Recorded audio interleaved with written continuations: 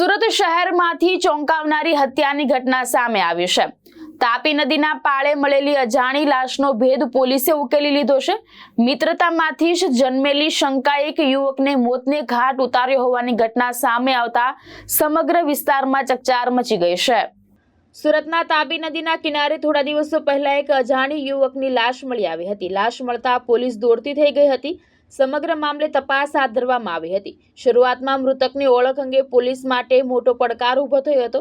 તપાસ દરમિયાન પોલીસે વિવિધ સૂત્રો અને ટેકનિકલ આધારો પર તપાસ આગળ વધારી હતી, જેમાં અંતે મૃતકની ઓળખ ઓરિસ્સા રાજ્યના વતની ટુના ભગબાન પ્રધાન તરીકે થઈ હતી। ઓળખ થયા બાદ પોલીસે હત્યાના એંગલથી તપાસ વધુ ગતિમાન કરી હતી।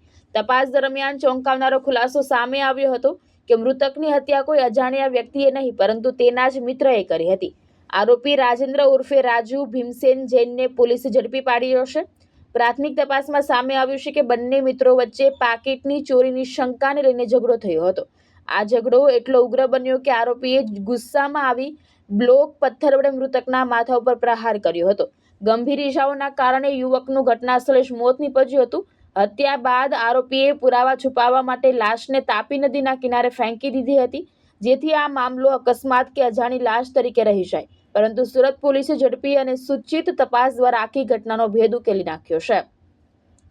ભાવેશ ઉપાધ્યાય, દ્રષ્ટિકોણ ન્યૂઝ, સુરત।